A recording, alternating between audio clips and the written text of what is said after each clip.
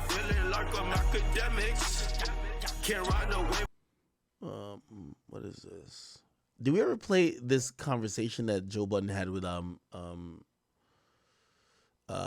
Larry Jackson? We'll play it real quick. And this was basically the conversation about what's Drake's deal and, you know, what's his dealing with Gamma, which we've heard during this whole beef. And what does all that mean? Let me just play.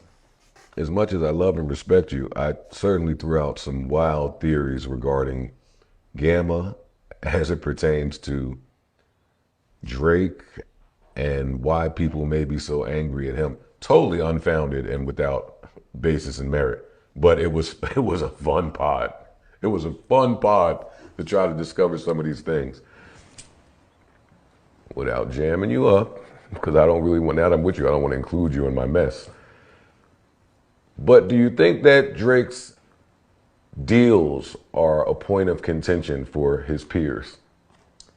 I can't answer that question. It's not appropriate on my place. I have to definitely display good cultural etiquette. So, do you like your water? Would you like any ice with that? No, this is excellent. This is some of the best water I've had. It's good, no? No, it's good. Yeah. Okay, well, I'll at least say my wild theory.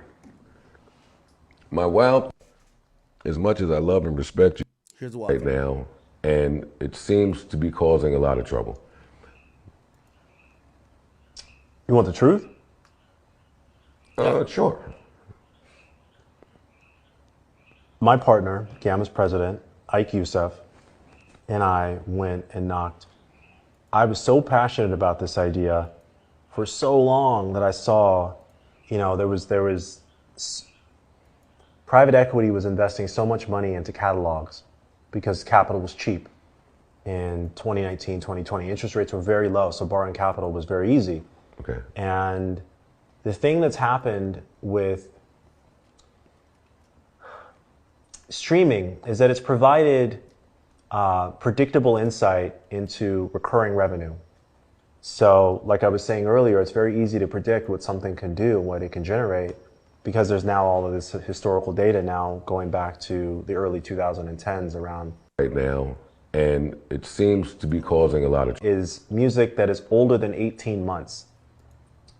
So the thing that I'll say to you about the artist you just mentioned is that if you look at his music, he's bigger than the 70s, 80s, and 90s combined. I don't mean like one artist from that era. I mean all of those eras combined. 70s and I'll even say the 60s, 70s, and 80s rather, not the 90s, 60s, 70s, and 80s. At any given point, because the catalog that is the richest catalog right now, and I'm probably saying something that hasn't been stated necessarily, the biggest catalog right now is not the stuff from any of those decades. The biggest catalog is stuff from the 90s onward, even the 2000s onward. I mean, you, as an artist, recording artist, Pump It Up came out in 03 or 02? Oh, yeah. 02? You're like right in that sweet spot from 2000 on of the biggest catalog is music that is older than 18 months.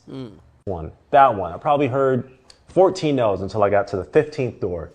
And that person was Todd Bowley, who was in a car headed to... Okay, I think the relevant part of that we could probably take away and try to extrapolate and build upon is that, so Drake's catalog, and I think, Drake puts out so much music. Drake catalog is streaming better than an entire decade of artists. Everybody in the 70s. Which, that's even hard to believe, but shit, damn. If that's the case, and we're now in this era where catalogs matter so much, obviously people who have these big publishing deals or publishing incentives, Drake is wielding an enormous power. I could imagine, because he's the king of streaming, if maybe UMG, the publishing side, feels that Drake is so much bigger than everybody else that they're like, hey, listen, we'll do a deal that's maybe similar, tantamount to what we did with Michael Jackson back in the day. where they might be like, hey, if we could get some of your publishing, we might give you some ownership of some of these guys' catalogs.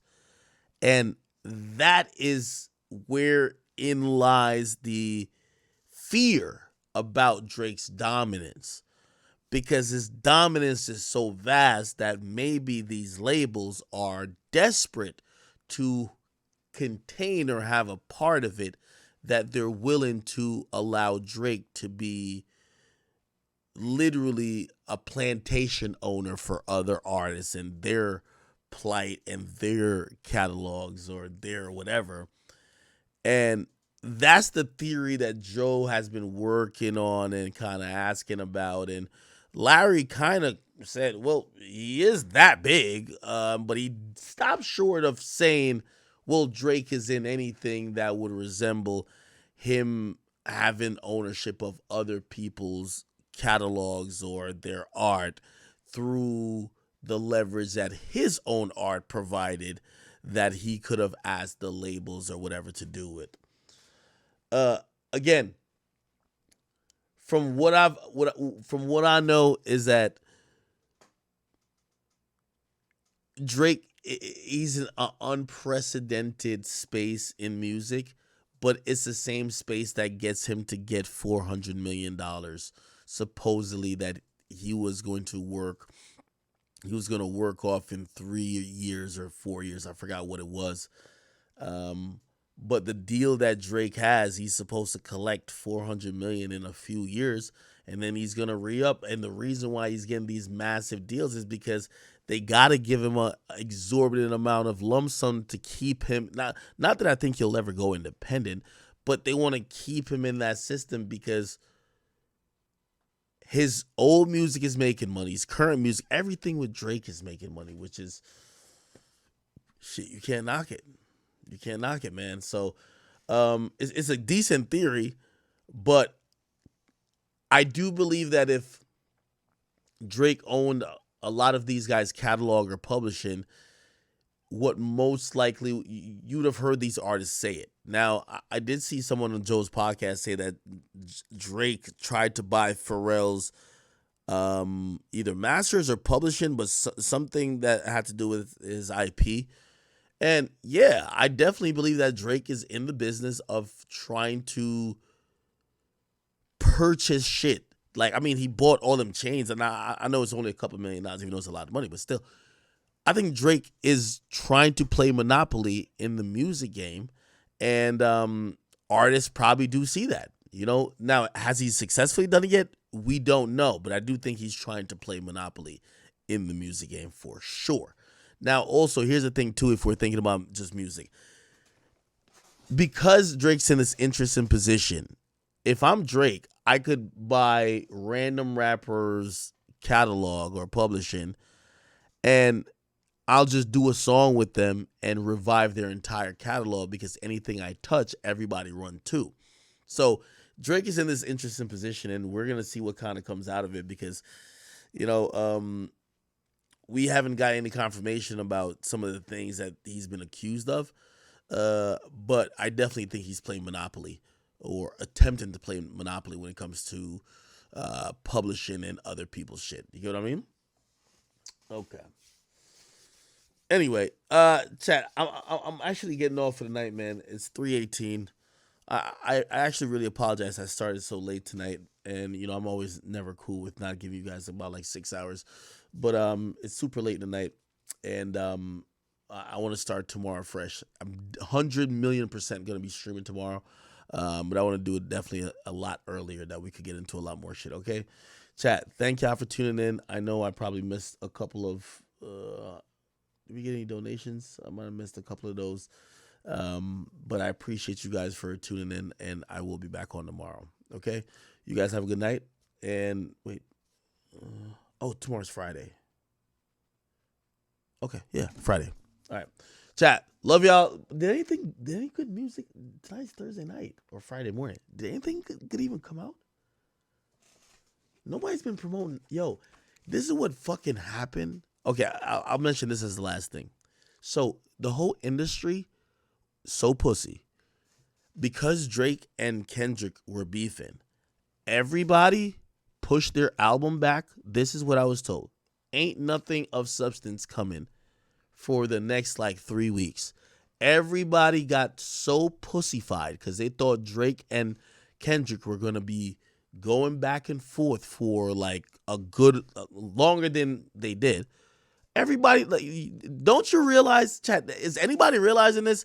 After Drake and Kendrick stop doing songs back and forth, we're in a drought, technically. Like, we're not hearing much going on. It feels like we went from the most exciting shit in hip hop to nothing. And the reason why is everybody ran. Everybody ran. So you're not going to get any, like, you know, some of these artists who are bigger artists or like mid-sized artists that were supposed to drop. You're not going to get none of those type of things until definitely, like, from what I'm hearing, like July. So everybody ran out of the way. So we're not getting no music dropped on Fridays, at least for like a couple of weeks. Now they know that Drake's out. Nobody pushed their album back up either. But these are free weeks. Like, if someone really cared to drop and they had some good shit, like, I know obviously, like, you know, Ski Mask Slump got dropped and everything, but he wasn't affected by all this. Most people just pushed their albums back because they were trying to avoid this whole Kendrick and Drake wave, which some would say now is over. So we'll see. Anyway, chat, let me get off here. I'll be back on tomorrow. Love y'all. Apologize for the late stream today, but we will get back on track tomorrow. Okay. Hopefully I could even get on while the YSL trial is going on. That'll be good. All right. Chat. Love y'all. See y'all tomorrow.